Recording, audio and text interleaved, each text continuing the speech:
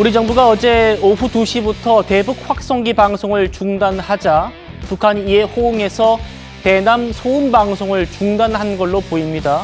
만나보시죠. 이재명 대통령은 전방 지역에 설치한 대북 확성기 방송을 중지하도록 지시했습니다. 이번 조치는 남북관계 신뢰 회복과 한반도 평화 정착을 위한 정부의 의지에 따라 이루어진 것으로, 특히 이는 북한의 소음 방송으로 인해 피해를 겪어온 접경 지역 주민들의 고통을 덜기 위한 실질적인 조치입니다. 이후 오늘 합동참모본부가 북한의 대남 소음 방송이 청취된 지역은 없다고 밝혔습니다. 현재 청취되고 있는 지역은 없습니다. 그러나 어제 야간 밤늦은 시간에 정지가 되었고, 또 오늘 새벽이나 아침에 없는 것은 확실하나 오후에도 없을지, 또 그런 것들은 계속 저희가 예의주시하고 있습니다. 참 다행스러운 소식입니다.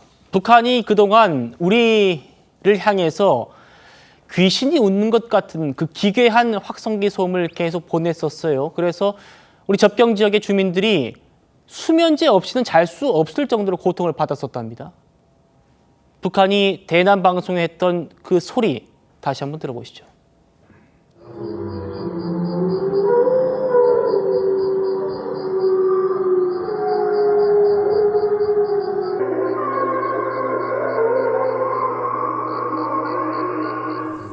그러니까 밤에는 늑대 울음소리, 귀신 소리, 뭐 여자 비명 소리, 하여튼 밤에는 무슨 호러 영화에 나올 법한 그런 소리가 많이 나고, 낮에는 막 이런 되게 사람이 들으면 막 그런 소리. 큰애 같은 경우는 새벽 3, 4시까지 잠을 못 자고, 기회만 되고 여건만 되면 당장이라도 나가고 싶죠. 노지 손님도 한 40명, 50명 그 정도 들어와야 되는데 아예 없어요, 아예. 근래에 괴상한 소리를 저렇게 내보내고 그러니까 사람도 스트레스 받고 짐승들도 스트레스 받고 또 사산되는 경우도 있고, 그러니까 좀 안타까운 점이 많습니다. 최 변호사님, 저 소리, 귀신 같은 소리, 늑대 울음소리. 저희는 한 번 듣고 맙니다만 접경 지역 계시는 분들은 저걸 몇 달 동안 내내 들었다는 거예요. 동물도 저 소리 듣고 사산까지 할 정도로 고통이 극심했다는데, 우리 대북 확성기 중단하고 나서 저 소리는 이제 안 듣게 됐다는 겁니다. 저 소리를 안 듣게 한 자체에 대해서는 저는 높이 평가를 합니다. 예. 어쨌든 남북 간의 긴장을 완화하는 그런 취지에서는 상당히 높이 평가를 합니다. 다만 근본적으로 봤을 때에 저 같은 소리가 나오게 된 이유가 뭐죠? 쉽게 말하면은 몇 년 전부터 이른바 똥풍선, 오물풍선을 한국으로 해서 마구마구 쏘아 보냈던 것 아니겠습니까? 그러한 것이 용산 대통령실 위까지 날아오는 그런 일이 있었습니다. 그에 대한 비례적 대응으로서 대북 확성기를 시작을 했었습니다.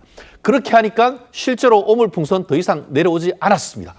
결국 북한에서 탈북민들도 얘기하는 것이, 북한이 가장 위협적으로 느끼는 것이 대북 전단 그리고 대북 확성기다라고 얘기를 하고 있지 않습니까? 예. 가장 유효적절한 대북 어떻게 보면 억지책인데, 그것을 협의나 이런 것도 없이 일방적으로 중재했는 것이 과연 전술적으로 옳으냐에 대한 평가는 앞으로 좀 북한의 대응을 좀 지켜봐야 될 것 같은데요. 예. 말씀드린 것처럼 우리가 이번에도 이제 대북 확성기를 중지했는 것은 이미 사실 윤석열 정부에서도 이동식은 중지를 했었고, 고정식을 있다가 고정식을 이번에 했는 것 아니겠습니까? 북한의 비례적 대응에 대해서 우리가 비례적으로 대응하는 그런 부분에 있어서는 우리가 대응을 중지하니까 북한도 중지하는 것에 대해서는 어쨌든 접경 지역에 있는 분들의 민생을 위해서 적절했다고 봅니다. 하지만 이런 상태에서 또 북한에서 오물풍선을 보내온다라고 하면 어떡할 거죠? 그렇기 때문에 이런 부분에 있어서의 내부적인 단단한 대응책도 강구하면서 북한의 어떤 대응책을 보면서 차근차근 비례적으로 대응하는 그런 지혜가 저는 필요하다고 봅니다. 예, 설 변호사님. 네. 우리 최 변호사님 말씀처럼 북한이 우리가 대북 확성기 방송 중단했다고 이렇게 저 귀신 소리 같은 대남 방송 중단한 거, 호응 나선 건 그만큼 대북 확성기 방송이라든지 뭐 대북 전단이라든지 이런 게 김정은 정권이 위협적이었다는 방증되지 않습니까? 네. 지금 이재명 대통령이 이번을 계기로 9.19 남북 군사 합의까지 복원할 수 있다라는 얘기까지 나오는데 일각에서는 우리가 너무 빨리 패를 깠다. 우리가 너무 좀 협상 카드를 이미 다 제시를 해버리는 것 아닌가. 그만큼 지금 북한이 이 위협적으로 받아들이는 카드였는데 어떻게 보십니까? 뭐 9.19 군사합의 복원이든 그다음에 접경 지역에서의 어떤 대북 방송이든 어떤 목적 자체는 국민들의 평안과 안정이라는 거에 아마 방점이 있어야 될 것 같습니다. 아마 그러한 차원에서 진행이 되는 것으로 생각을 하고 싶고요. 그와 별도로 그렇다고 해서 대한민국의 어떤 안보라든지 이런 부분이 더 소홀히 돼서는 안 된다라는 생각이 듭니다. 특히나 남북 문제는 단순히 남한 정부, 그러니까 대한민국의 정부와 어떤 북한의 김정은 정권과의 어떤 합의로 이루어질 수 없는 것은 분명하다는 것은 국민 여러분께서 잘 알고 계실 거라 생각합니다. 특히나 미국과의 관계, 일본과의 관계 이런 부분들이 같이 되지 않은 경우에는 남북 협상 자체가 어떤 결실을 맺기 힘들다는 것은 문재인 정부를 통해서 우리가 한번 시행착오를 겪지 않았겠습니까?